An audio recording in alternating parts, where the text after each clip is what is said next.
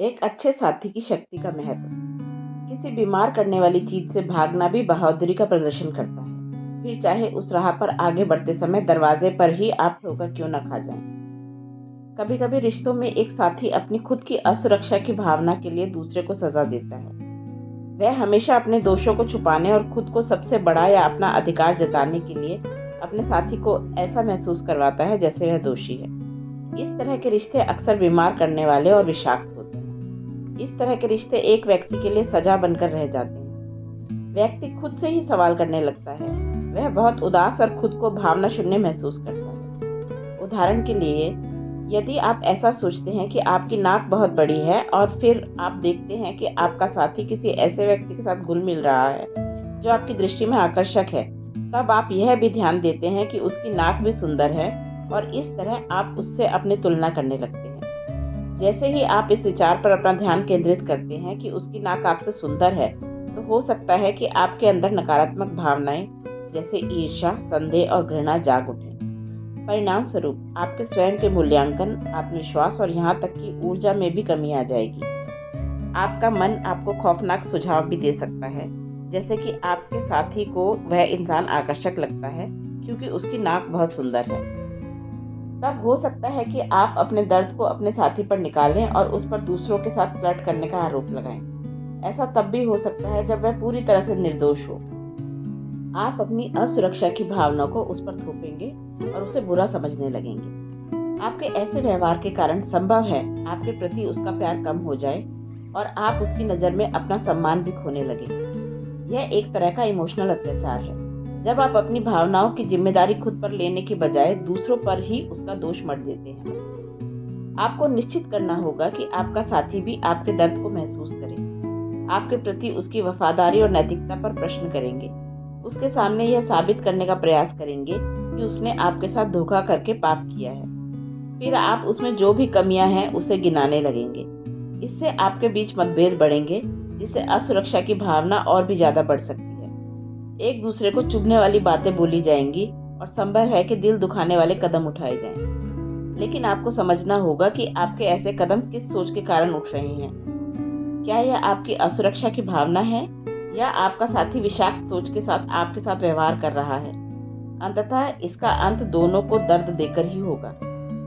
इसका एक विकल्प यह भी हो सकता है कि आपका साथी वास्तव में किसी के साथ हंसी मजाक में अपने कुछ संबंधों में फ्लर्ट करता हो, जिसे स्वीकार किया जा सकता है। हालांकि अधिकतर मामलों में इसे स्वीकार नहीं किया जा सकता। हालांकि आप किसी से सम्मान की मांग नहीं कर सकते, आप स्वयं को ऐसी स्थिति से दूर कर सकते हैं जहां पर आपका सम्मान नहीं हो रहा हो।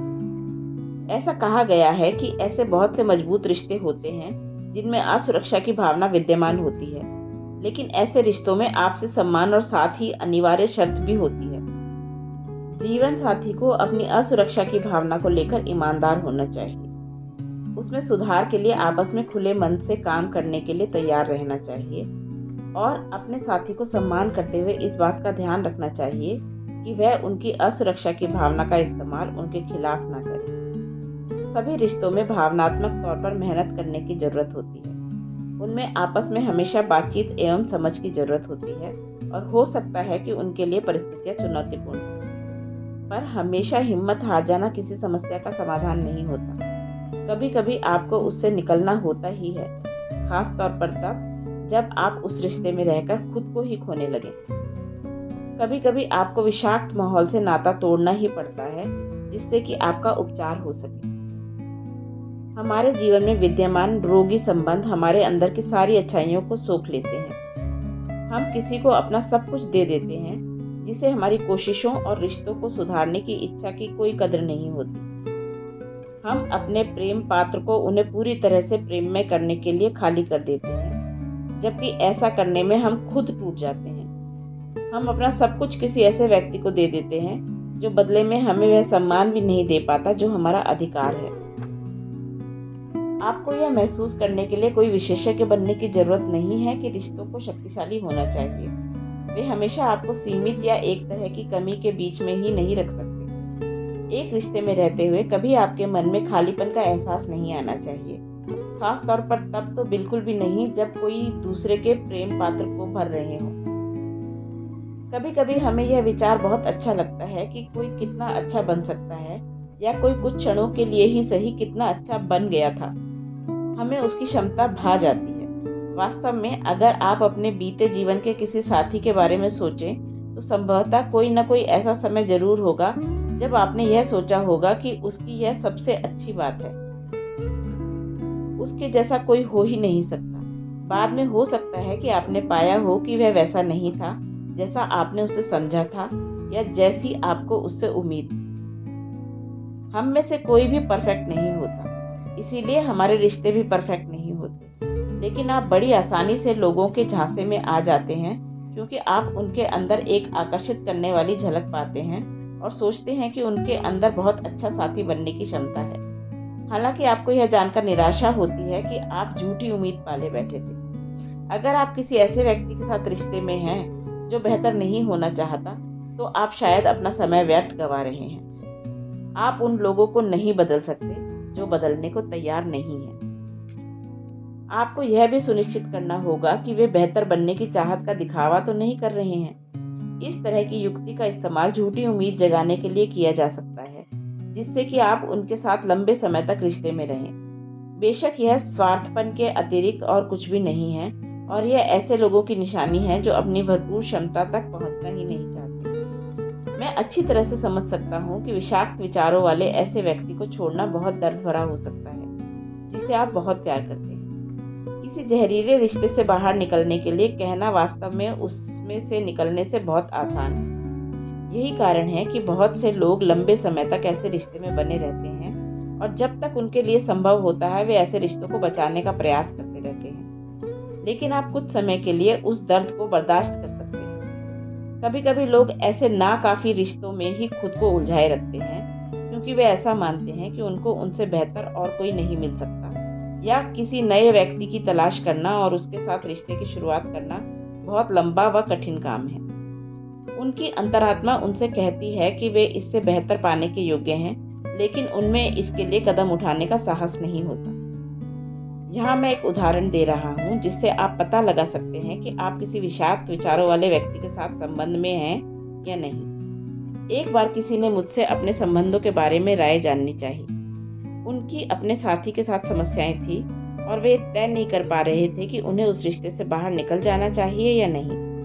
मुझे लोगों को यह बताना बिल्कुल अच्छा नहीं लगता कि उन्हें अपने संबंध में क्या करना चाहिए, क्योंकि मैं उस रिश्ते में नहीं हूँ और स्थिति का ठीक ठीक आकलन नहीं कर सकता। कोई दूसरा मुझे उसके बारे में केवल बता सकता है और पूरी तस्वीर मेरे सामने साफ नहीं हो सकती, लेकिन अंततः चुनाव तो उनका ही होगा। अतः मैंने बात को घुमा दिया और उस व्यक्ति से पूछा कि अगर उनकी बेटी उस रिश्ते में होती तो वो अपनी बेटी को क्या सलाह देती। मेरा प्रश्न सुनकर वह कुछ क्षणों के लिए चुप हो गए। मैं जानता था कि उनके विचार में उन्हें क्या करना चाहिए, लेकिन वे चाहते थे कि या तो मैं उसे सही साबित करूं या उससे बाहर निकलने के लिए कहूं। यह निर्णय उन्हें डरा देता था, इसीलिए वे इससे बच रहे थे। फिर भी जब मैंने यह प्रश्न पूछा तो उन्हें एहसास हुआ कि उनके सवाल का जवाब उन्हें पता है। अभिभावक होने के नाते उनमें अपने बच्चों की हर मुसीबत से रक्षा करने का भाव स्वाभाविक तौर पर विद्यमान था, बल्कि तब भी आप इसकी कल्पना कर सकते हैं जब आपका कोई बच्चा नहीं है। आप उनकी इतनी ज़्यादा फिक्र करते हैं कि आप यह कभी नहीं चाहेंगे कि उनको किसी तरह का कोई नुकसान पहुंचे और वे किसी तरह के सुख से वंचित रहें। उस व्यक्ति की अंतरात्मा ने उसे उसके सवाल का जवाब उसके मुंह से सलाह मांगने से बहुत पहले दे दिया था। मैंने हमेशा लोगों को यही कहा है कि वे अपनी अंतरात्मा की आवाज़ पर भरोसा करें, क्योंकि इस तरह उनकी आत्मा उन्हें सही सलाह देने का काम कर रही होती है।